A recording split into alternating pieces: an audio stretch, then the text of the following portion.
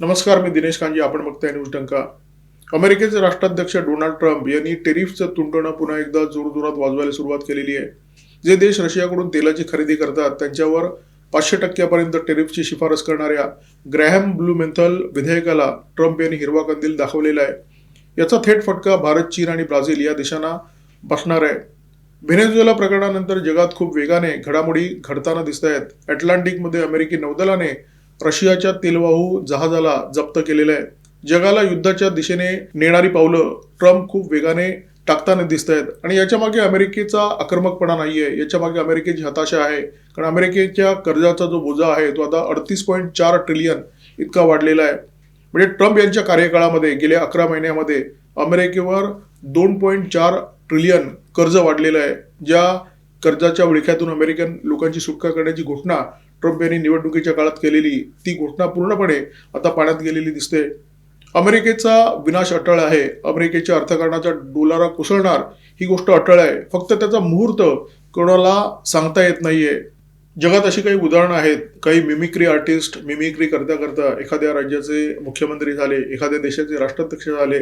Trump यांचा प्रवास मात्र उलट्या दिशेने सुरू आहे. ट्रम्प अमेरिकेचे दुसऱ्यांदा राष्ट्राध्यक्ष झाले आणि त्याच्यानंतर त्यांचा प्रवास मिमिक्रीच्या दिशेने सुरू झाला. अमेरिकेमध्ये काल रिपब्लिकन पक्षाचा मेळावा होता आणि या मेळाव्याच्या समोर बोलताना ट्रम्प यांनी प्रचंड मिमिक्री केली. त्यांनी पंतप्रधान नरेंद्र मोदी यांना टार्गेट करण्याचा प्रयत्न केला. अपाचे हेलिकॉप्टरच्या खरेदीवरून त्यांनी मोदींना लक्ष केलं. त्यांनी आपल्या समोर जे कार्यकर्ते उपस्थित होते त्यांना सांगितलं की मोदींनी मला विनंती केली की sir, may I see you please. फ्रान्सचे राष्ट्राध्यक्ष इमॅन्युएल मॅक्रोन यांची सुद्धा त्यांनी मिमिक्री केली. उपस्थितांकडून हशाळी टाळ्या वसूल केल्या. व्हेनेझुएला प्रकरणानंतर ट्रम्प यांच्यावर जी झिंग चढली होती ती अजून उतरताना दिसत नाहीये. ते ग्रीनलँड ताब्यात घेण्याची भाषा करतायत. डेन्मार्कला धमक्या देत आहेत. भारतावर 500% टेरिफ लावण्याची भाषा करतायत. ट्रम्प यांना चाटुकार प्रचंड आवडतात आणि त्याच्यामुळे रिपब्लिकन पक्षांच्या चाटुकारांचं त्यांच्याभोवती एक कुंडाळं आहे. ग्रॅहम लिंडसे यांचा क्रमांक या कुंडाळ्यामध्ये सगळ्यात वरचा आहे. हे ग्रॅहम लिंडसे आणि डेमोक्रॅट्स पक्षाचे रिचर्ड्स ब्लूमेंथल या दोघांनी एकत्र येऊन हे विधेयक सादर केलेलं आहे. या विधेयकामध्ये असं म्हटलेलं आहे की जे देश रशियाकडून तेलाची आणि युरेनियमची खरेदी करतील त्यांच्यावर 500% पर्यंत टेरिफ आकारण्यात यावं. म्हणजे पूर्वी फक्त तेलाच्या खरेदीबाबत अमेरिकेचा आक्षेप होता. आता त्याच्यामध्ये युरेनियमचा सुद्धा समावेश करण्यात आलेला आहे. युरेनियमला सुद्धा घुसडण्यात आलेलं आहे आणि त्याचं महत्त्वाचं कारण आहे.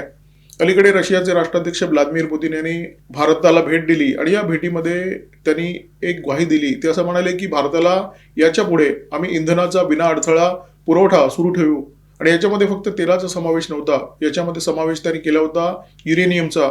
त्यांनी भारताला छोट्या आणि मध्यम आकाराच्या अणुभट्ट्या पुरवण्याचं आश्वासन दिलं होतं. आता रशियाचं स्वस्त तेल घेऊन भारताच्या अर्थकारणाला गुलाबी रंग चढलेला आहे हे ट्रम्प यांना दिसतंय आणि त्याच्यामध्ये जर युरेनियमची भर पडली आणि भारताला स्वच्छ ऊर्जा, अणुऊर्जा मिळाली तर काय होईल असा प्रश्न बहुधा त्यांना पडला असावा. त्यामुळे रशियाकडून भारताला तेल सुद्धा मिळू नये आणि रशियाकडून भारताला युरेनियम सुद्धा मिळू नये अशा प्रकारची व्यवस्था या विधेयकाच्या माध्यमातून ट्रम्प यांनी केलेली दिसते. ट्रम्प सरकारच्या रूपाने जगाला पुन्हा एकदा मोगलाईचं दर्शन होत आहे. ट्रम्प आणि त्यांचा देश रशियाकडून युरेनियमची खरेदी करतो, परंतु जगाने रशियाकडून युरेनियम विकत घ्यायचं नाही, भारताने तर अजिबात विकत घ्यायचं नाही. कारण जगामध्ये जे जे उत्कृष्ट आहे, उत्तम आहे ते सगळं अमेरिकेच्या पदरात पडावं अशी ट्रम्प यांची इच्छा आहे.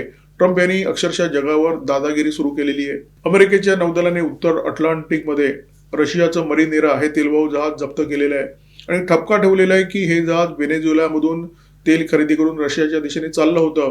व्हेनेझुएलाला तेल विक्री करायला बंदी घातलेली आहे.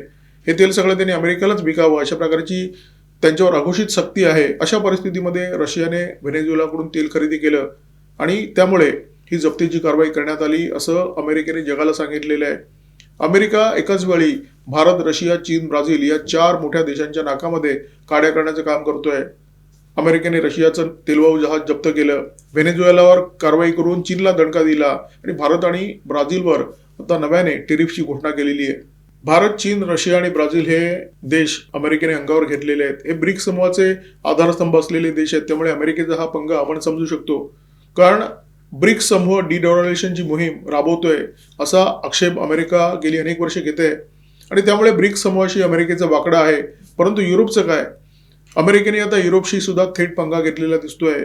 ट्रम्प यांची नजर ग्रीनलँडकडे वळलेली आहे. ग्रीनलँड डेन्मार्कच्या अखत्यारीत आहे आणि या देशाचा कब्जा करण्याचा निश्चय अमेरिकेने घेतलेला दिसतोय. डेन्मार्कला बाजूला ठेवून अमेरिका आता या देशाच्या लोकांशी थेट वाटाघाटी करताना दिसते. लोकसंख्या काही फार नाहीये, फक्त 57,000 लोकसंख्या आहे आणि कोणत्याही परिस्थितीत ग्रीनलँडचा कब्जा घ्यायचा हा ट्रम्प यांचा निर्धार आहे. आणि त्याच्यामुळे युरोपातले देश सुद्धा अस्वस्थ आहेत, ते सुद्धा खवळलेले आहेत. परंतु त्यांची परिस्थिती अशी नाहीये की ते अमेरिकेशी थेट पंगा घेऊ शकतील किंवा अमेरिकेशी लढू शकतील. अमेरिकेने व्हेनेझुएलाचा कब्जा घेतला आणि चीनला दणका दिला. या व्हेनेझुएलामध्ये चीनची जवळजवळ 100 अब्ज डॉलरची गुंतवणूक आहे. रशियाचं तेलवाहू जहाज जप्त केलं. अमेरिका इतकं काही करत असताना हे देश शांत का? फक्त तोंडाच्या वाफा का दवडतायत याची उकल जगाला होताना दिसत नाहीये. हे देश आक्रमक का होत नाहीत असा प्रश्न सगळ्या जगाला पडलेला आहे. हे देश युद्ध का करत नाहीत, अमेरिकेला उत्तर का देत नाहीत असा प्रश्न जगातल्या अनेक देशांना पडलेला आहे, अनेक लोकांना पडलेला आहे. हे युद्ध खरं तर कधी सुरू झालेलं आहे. हे देश अमेरिकेची कबर खणण्याचं काम गेली अनेक वर्ष करतायत आणि त्याचीच प्रतिक्रिया म्हणून बहुधा अमेरिका आज आक्रमक झालेली दिसते. अमेरिकेची ताकद कोणती? अमेरिकेची ताकद आहे डॉलर. अमेरिकेची ताकद आहे अमेरिकेचं अर्थकारण आणि हे अर्थकारण खच्ची करण्याचं काम हे देश गेली अनेक वर्ष करतायत आणि याचे परिणाम सुद्धा आता दिसायला लागलेले आहेत. अमेरिकेचं अर्थकारण जे डळमळायला लागलेलं आहे त्याचं एक महत्त्वाचं कारण म्हणजे या देशांनी अमेरिकेशी घेतलेला पंगा आणि अमेरिकेशी सुरू ठेवलेलं एक छुपं युद्ध. 2022 मध्ये रशियाने युक्रेनवर आक्रमण केलं होतं. युरोपातले देश प्रचंड हादरले होते आणि त्यांनी अमेरिकेच्या जेवावर रशियाशी थेट पंगा घेतला. रशियाची जवळजवळ 300 अब्ज डॉलरची संपत्ती युरोपाच्या बँकेमध्ये होती. ही सगळी संपत्ती जप्त करण्यात आली. अमेरिकेने सुद्धा रशियाला दणका दिला. Society for world wide interbank financial telecommunication अर्थात स्विफ्ट ही जी सिस्टीम आहे ती जगभरामध्ये डॉलरची देवाणघेवाण करण्यासाठी वापरली जाते. अमेरिकेने या सिस्टीममधून रशियाला बाहेर करून टाकलं. युरोपातल्या देशांना तेव्हा ठाऊक सुद्धा नसेल की भविष्यामध्ये हे पाऊल आपल्याला प्रचंड अडचणीत आणणार आहे, आपल्याला घरकानं घाटका बनवणार आहे. सगळ्या जगाच्या ही बाब लक्षात आली की जी वेळ आज रशियावर आली आहे ती कदाचित उद्या आपल्यावर सुद्धा येऊ शकते. डॉलरचा आपल्या विरोधात सुद्धा शस्त्रासारखा वापर होऊ शकतो. त्यामुळे ज्या ज्या देशाला शक्य आहे त्याने आपापल्या चलनामध्ये व्यवहार सुरू केला. भारताने रुपयामध्ये सुरू केला, चीनने युआनमध्ये आणि रशियाने रुबलमध्ये. जगाच्या केंद्रीय बँकांमध्ये 2022 मध्ये डॉलरचं जे प्रमाण होतं ते जवळजवळ 59% इतकं होतं. परंतु 2025 येता येता हे प्रमाण 3% घटून 56.3% आलं. जगभरातील देशांची अमेरिकेच्या बॉन्ड मार्केटमध्ये खूप मोठी गुंतवणूक आहे. ब्रिक्स देशांची सुद्धा गुंतवणूक मोठी आहे. 2022 नंतर मात्र परिस्थिती बदलायला लागली. ब्रिक्स देशांनी हळूहळू आपली गुंतवणूक कमी कमी करायला सुरुवात केली. 2022 पर्यंत चीनची अमेरिकेच्या बॉन्ड मार्केटमध्ये जी गुंतवणूक होती त्याचा आकडा होता 1060 अब्ज डॉलर. 2025 येईपर्यंत ही गुंतवणूक 688 अब्ज डॉलर पर्यंत कमी झाली. म्हणजे एकट्या चीनने जवळजवळ 300 अब्ज डॉलर काढून घेतले. भारताने सुद्धा तेच केलं. भारताची गुंतवणूक होती 219 अब्ज डॉलर. 2025 मध्ये ही जी गुंतवणूक आहे ती 190 अब्ज डॉलर पर्यंत खाली आली. ब्राझीलची जी गुंतवणूक होती ती 230 अब्ज डॉलर इतकी होती 2022 मध्ये. 2025 पर्यंत ही गुंतवणूक फक्त 168 अब्ज डॉलर इतकी झाली. म्हणजे 2022 नंतर जगातल्या महत्त्वाच्या देशांनी अमेरिकेच्या डॉलरला फाटा द्यायला सुरुवात केली आणि हेच अमेरिकेच्या संतापाचं कारण आहे. भारत रशियाकडून तेल विकत घेतो हा अमेरिकेच्या संतापाचा विषय नाहीये. अमेरिकेच्या संतापाचा विषय हा आहे की हा जो व्यवहार आहे तो रुपये आणि रुबलमध्ये होतो. चीन रशियाकडून तेल विकत घेतो, व्यवहार होतो युआनमध्ये आणि हीच अमेरिकेची जळजळ आहे, हीच अमेरिकेची समस्या आहे आणि त्याच्यामुळे अमेरिका या सगळ्या देशांवर राग काढताना दिसतोय. 2024 मध्ये अमेरिकेमध्ये ज्या राष्ट्राध्यक्ष पदाच्या निवडणुका झाल्या त्याच्यामध्ये अमेरिकेचं अर्थकारण हा अत्यंत कळीचा मुद्दा होता. या घसरलेल्या अर्थकारणाची गाडी मी सावरून दाखवेन, रुळावर आणून दाखवेन अशा प्रकारचं आश्वासन डोनाल्ड ट्रम्प यांनी दिलं होतं. जेव्हा त्यांनी सत्तेची सूत्र स्वीकारली तेव्हा अमेरिकेवर असलेला कर्जाचा बोजा 36 ट्रिलियन इतका होता. 11 महिने उलटून गेलेले आहेत. डोनाल्ड ट्रम्प यांनी सत्तेची सूत्र हाती घेतल्यानंतर आज हा कर्जाचा जो बोजा आहे तो 2.4 ट्रिलियननी वाढलेला दिसतो. अमेरिकेचं जे कर्ज आहे ते 38 ट्रिलियन पार गेलेले दिसतं आणि पुढच्या 5 वर्षामध्ये ही जी परिस्थिती आहे ती अत्यंत बिकट होणार आहे. अमेरिकेवर जो कर्जाचा बोजा आहे तो या काळामध्ये जवळजवळ 10 ट्रिलियनने वाढेल अशा प्रकारची शक्यता आहे. अमेरिकेचं जे कर्ज आहे ते जवळजवळ 44 ट्रिलियन पर्यंत जाईल आणि या कर्जाच्या व्याजापोटी अमेरिकेला 1.6 ट्रिलियन दरवर्षी द्यावे लागतील, दरवर्षी मोजावे लागतील अशा प्रकारची परिस्थिती आहे. आणि हे जे कर्जाचं चक्र आहे ते अमेरिकेला बुडवणार ही बाब निश्चित आहे आणि त्या चक्रातून बाहेर पडण्यासाठी ट्रम्प धडपड करतायत. त्या चक्रातून बाहेर पडण्यासाठी ते जगाची लूट करण्याचा प्रयत्न करतायत, जगाच्या देशांवर नियंत्रण आणण्याचा प्रयत्न करतायत आणि या सगळ्या घडामोडींमध्ये अमेरिकेची परिस्थिती बुडत्याचा पाय खोलात अशा प्रकारे झालेली आहे. जगाची लूट करून अमेरिकेची तिजोरी भरण्याची शक्यता आहे का? अमेरिकेचं हे डळमळणारं अर्थकारण सावरण्याची शक्यता आहे का? अमेरिकेने व्हेनेझुएलाचा जवळजवळ कब्जा केलेला आहे. आता असं गृहीत धरू की व्हेनेझुएलामधून दर दिवशी जवळजवळ 35 लाख बॅरल तेल काढून अमेरिका जगाला विकण्याचा प्रयत्न करतो. प्रति बॅरल अमेरिका $60 जगाकडून वसूल करतो. म्हणजे हे गृहीतक आहे. आपण असं एक चित्र समोर ठेवलेलं आहे. जर अशी परिस्थिती झाली, वर्षभर अमेरिकेने व्हेनेझुएलाच्या तेलावर डल्ला मारला, तर अमेरिकेला वर्षाच्या अखेरीस किती पैसे मिळतील? $76 अब्ज अमेरिकेला मिळतील. म्हणजे अमेरिका सध्या तरी दात करून पोट भरण्याचा प्रयत्न करते. एवढे पैसे जरी अमेरिकेला व्हेनेझुएलाकडून मिळाले तरी अमेरिकेचं काही भलं होणार नाहीये. अमेरिकेच्या जो कर्जाचा बोजा आहे तो काही फार कमी होणार नाहीये. अमेरिकेच्या अर्थकारणामध्ये फार मोठा फरक पडणार नाहीये आणि हे अमेरिकेतल्या वित्त संस्थांना सुद्धा कळतंय. त्यामुळे एका बड्या वित्त संस्थेने अमेरिकेतून काढता पाय घ्यायला सुरुवात केलेली आहे. अमेरिकेच्या अर्थकारणाचे हे जे सगळे आकडे आहेत ते आपण जेव्हा समजून घेतो तेव्हा आपल्या लक्षात येतं की चीन आणि रशिया अमेरिकेच्या विरोधात युद्धाची भाषा का करत नाही, अमेरिकेला धमकवत का नाही? कारण त्यांना माहिती आहे की आज न उद्या अमेरिकेचा जो डॉलर आहे तो कोसळणार आहे. एकही गोळी न झडता तो कोसळणार आहे आणि त्याच्याआधी अमेरिकेच्या विरोधात तोफांचे गोळे चालवण्याची गरज नाहीये. अमेरिकेवर क्षेपणास्त्र डागण्याची गरज नाहीये. अमेरिकेवर कोणत्याही प्रकारची लष्करी कारवाई करण्याची गरज नाहीये. गरज आहे ती फक्त अमेरिकेचं जे डळमळतं अर्थकारण आहे त्याला सतत धक्के देत राहण्याची. आणि तेच चीन करतोय, तेच रशिया करतोय आणि भारताने सुद्धा या मोहिमेमध्ये आता आपला वाटा उचलायला सुरुवात केलेली आहे. ट्रम्प नरेंद्र मोदी यांच्यावर इतके बिथरलेले काय? नरेंद्र मोदी यांच्याबद्दल ते वाह्यात कॉमेंट्स सातत्याने का करतायत? याचं कारण स्पष्ट आहे की भारताने रशियाकडून तेल विकत घेऊ नये हे ट्रम्प यांनी 100 वेळा नरेंद्र मोदी यांना सांगितलं. भारत त्याच्याकडे लक्ष द्यायला तयार नाहीये. भारताचं एक ओळीचं उत्तर कायम तयार असतं की आमची ऊर्जेची गरज भागवण्यासाठी जगात जिथून आम्हाला स्वस्त तेल मिळेल तिथून आम्ही तेल विकत घेऊ. आता भारत इतक्या मोठ्या प्रमाणामध्ये रशियाकडून तेल विकत घेतो, त्यामुळे रशिया आणि युक्रेनचं युद्ध थांबवण्यासाठी रशियाला चेपण्याचा जो प्रयत्न अमेरिका करते तो काही यशस्वी होताना दिसत नाहीये. भारत सुद्धा तेल विकत घेतोय, चीन सुद्धा तेल विकत घेतोय. त्याच्यामुळे रशिया युक्रेनचं युद्ध चाललेलं आहे आणि रशिया युक्रेनचं युद्ध थांबवणं हा ट्रम्प यांनी मूच का सवाल करून घेतलेला आहे. त्यांना कोणत्याही परिस्थितीमध्ये हे युद्ध थांबवायचं आणि या युद्धाचं क्रेडिट घ्यायचं आहे. परंतु जगामध्ये अशी परिस्थिती आहे की ट्रम्प यांच्या शब्दामुळे कंबोडिया आणि थायलंडचं युद्ध सुद्धा थांबताना दिसत नाहीये. ट्रम्प मोदी यांच्यावर बिथरलेले आहेत. ट्रम्प भारताला चेपण्याचा प्रयत्न करतायत. ट्रम्प यांनी गेले अनेक महिने भारताबरोबर टेरिफ हा खेळ केलेला आहे. व्यापार करारासाठी दोन्ही देशांमध्ये वाटाघाटी होत आहेत. पुढे अनेक महिने त्या वाटाघाटी सुरू राहतील अशा प्रकारची परिस्थिती सध्या तरी दिसते. ट्रम्प भारताला चेपण्याचा प्रयत्न करत आहेत परंतु भारत चेपला जात नाहीये. उलट दर तिमाहीनंतर भारताच्या विकास दराचे जे आकडे बाहेर येत आहेत ते ट्रम्प यांचे डोळे पांढरे करणारे आहेत. म्हणजे भारताची निर्यात अमेरिकेला कमी झालेली आहे. अमेरिकेने टेरिफ वाढवलेलं आहे. 50% टेरिफ सध्या तरी लादलेलं आहे. तरी सुद्धा भारताला त्याचा धक्का बसताना दिसत नाहीये. भारताला एकाकी बांधण्याचा अमेरिकेचा प्रयत्न होता, परंतु ज्या काळामध्ये अमेरिका आणि भारतामध्ये वाटाघाटी सुरू आहेत मुक्त व्यापार करारासाठी, त्या काळामध्ये अमेरिकेशी तर आपण व्यापार करार करू शकलो नाही. मुक्त व्यापार करारासाठी अमेरिका आणि भारतामध्ये ज्या वाटाघाटी सुरू होत्या त्या प्रचंड रेंगाळलेल्या आहेत आणि त्या अंतिम टप्प्यात तरी दिसत नाहीयेत. येत्या काही काळामध्ये सुद्धा या वाटाघाटी सुरू राहतील अशा प्रकारची परिस्थिती आहे आणि हे वास्तव आहे. हे जरी वास्तव असलं तरी अनेक देशांशी भारताने व्यापार करार केला आहे हेही वास्तव आहे. अनेक देशांशी भारताची जी चर्चा आहे ती अंतिम टप्प्यात आहे. काही देशांची जी चर्चा आहे ती पाईपलाईनमध्ये आहे. त्यामुळे भारताला एकाकी पाडण्याचा जो ट्रम्प यांचा कावा होता तो काही यशस्वी होताना दिसत नाही, तो काही फळताना दिसत नाहीये.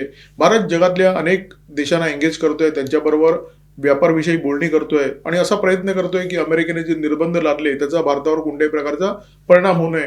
ज्या गोष्टी आपण अमेरिकेला विकत होतो ते जगातल्या अनेक देशांना थोड्या थोड्या करून विकायच्या ही भारताची भूमिका आहे. आणि आपल्या निर्यातीला प्रोत्साहन देण्यासाठी भारत सरकारने एक मोठं पॅकेज सुद्धा जाहीर केलेलं आहे. त्याचा फायदा निर्यातदारांना निश्चितपणे होतोय. वर्षभर भारताने हे सहन केलं, त्यामुळे आणखी एक वर्ष भारत हे सहन करू शकतो आणि या काळामध्ये आपलं जे नुकसान आहे ते भरून सुद्धा काढू शकतो. आता ग्रॅहम आणि ब्लू मेंथल यांनी जे विधेयक आणलेलं आहे त्या विधेयकामध्ये असं म्हटलंय की जे जे देश रशियाकडून तेल खरेदी करतात त्यांच्यावर 500% पर्यंत टेरिफ लादण्यात येईल. आता त्याच्यामध्ये चीन सुद्धा आला. खरं तर चीन आणि अमेरिकेमध्ये तात्पुरती युद्धबंदी झाली होती. दोन्ही देश नोव्हेंबर 2025 मध्ये दक्षिण कोरियाच्या बुसानमध्ये भेटले होते आणि त्या वाटाघाटीच्या दरम्यान असं ठरलं की दोन्ही देशांनी 4-4 पावलं मागे यावं. जो व्यापार खोळंबला होता तो पुन्हा सुरू करावा आणि या कराराच्या अंतर्गत चीनने रेअर अर्थचा जो पुरवठा होता तो पुन्हा एकदा सुरू केला. अमेरिकेने सुद्धा इलेक्ट्रॉनिक्स अमुकचा जो पुरवठा बंद केला होता चीनला तो सुरळीत केला. परंतु ही तात्पुरती युद्धबंदी आता मोडली जाईल अशी शक्यता आहे, कारण अमेरिकेच्या रडारवर आता चीन सुद्धा आलेलं आहे. खरं तर अमेरिका चीनच्या रडारवर आलेला आहे व्हेनेझुएला प्रकरणाच्या नंतर. आता ट्रम्प नरेंद्र मोदी यांच्यावर बिथरलेले आहेत की गोंधळलेले हे कळायला मार्ग नाहीये. कारण एकदा ते एक विधान करतात, दुसऱ्या दिवशी ते वेगळं विधान करतात. आधी ते असं म्हणाले होते की नरेंद्र मोदींना मला खुश करावं लागेल. नंतर ते म्हणाले की नरेंद्र मोदी बहुधा माझ्यावर नाखुश आहेत. आता ते अपाचे हेलिकॉप्टरच्या मुद्द्यावरून म्हणतायत की नरेंद्र मोदी मला भेटण्यासाठी प्रयत्न करत होते. ऑपरेशन सिंदूरच्या काळामध्ये सुद्धा भलते सलते दावे करून डोनाल्ड ट्रम्प यांनी नरेंद्र मोदी यांना अडचणीत आणण्याचा प्रयत्न केला होता. परंतु त्यातले काही दावे पाकिस्तानच्याच काही राजनेत्यांनी उघडे पाडले आणि ट्रम्प यांचे जे दावे आहेत ते आता अमेरिकी कागदपत्रांनी पुन्हा एकदा चव्हाट्यावर आणलेले आहेत, त्यांची पोलखोल केलेली आहे. युएस ट्रान्सपरन्सी रिपोर्टमध्ये ही बाब स्पष्ट झालेली आहे की ऑपरेशन सिंदूर भारताने थांबवावं म्हणून पाकिस्तानने अमेरिकेमध्ये लॉबिंगसाठी प्रचंड मोठ्या प्रमाणामध्ये पैसा खर्च केला होता. अमेरिकी अधिकाऱ्यांबरोबर जवळजवळ 40 बैठका घेतल्या होत्या की भारताला कोणत्याही परिस्थितीमध्ये हे युद्ध थांबवण्याची विनंती करा. जे नेते जगाच्या राजकारणामध्ये वावरत असतात, जगाच्या राजकारणाला दिशा देण्याचं काम करत असतात, ते नेते कायम शिष्टाचार पाळत असतात, तोलून मापून बोलत असतात आणि त्यांची जी वागणूक असते ती एकूणच सभ्य आणि सुसंस्कृत असते. ट्रम्प यापैकी काही करताना दिसत नाहीये. ते एखाद्या माफियासारखे वागतायत, झोपडपट्टी दादासारखे वागतायत, गल्लीमध्ये एखादा जो टपोरी असतो ना त्याच्यासारखे वागतायत. ट्रम्प आज नरेंद्र मोदी यांच्या विरोधात अपमानास्पद विधानं करतील, 4 दिवसांनी त्यांना फोन करतील आणि 5व्या दिवशी एखाद्या जाहीर कार्यक्रमामध्ये सांगतील की भारत हा क्वाडचा अत्यंत महत्त्वाचा सदस्य आहे आणि इंडो पॅसिफिकच्या राजकारणामध्ये भारताचं जे स्थान आहे ते अत्यंत महत्त्वाचं आहे. खरं तर ट्रम्प यांच्यासारखा नेता अमेरिकेचं नेतृत्व करत असताना अमेरिकेला वेगळ्या शत्रूंची गरज नाहीये. ट्रम्प हे अमेरिकेला जगभरामध्ये निर्मित्र करतायत आणि अमेरिकेची कबर खणण्याचं काम करतायत आणि त्याच्यामुळे त्यांच्या वक्तव्याकडे भारत दुर्लक्ष करतो. चीन सुद्धा त्यांना आक्रमकपणे किंवा युद्धाच्या मार्गाने उत्तर देण्याच्या भानगडीत पडत नाही.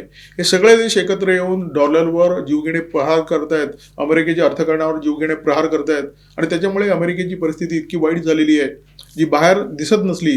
डॉलर आज मजबूत असला, अमेरिकी शेअर बाजार जरी मजबूत असला तरी प्रत्यक्षात काय स्थिती आहे. ब्लॅकरॉक ही जगातली एक खूप मोठी वित्त संस्था आहे. म्हणजे जगातल्या पहिल्या 10 वित्त संस्थांचं जर तुम्ही नाव घेतलं तर त्याच्यामध्ये ब्लॅकरॉकचं नाव पहिल्या 5 येऊ शकतं, कदाचित पहिल्या 3 सुद्धा येऊ शकतं. या ब्लॅकरॉकने आता हळूहळू अमेरिकेतून काढता पाय घ्यायला सुरुवात केलेली आहे. अमेरिकेतून जवळजवळ ब्लॅकरॉकने 2.1 ट्रिलियन हलवले आहेत अशा प्रकारची चर्चा आहे. अमेरिकेमध्ये काही बँका संकटामध्ये आहेत, काही बँका बुडण्याच्या जवळपास आलेल्या आहेत.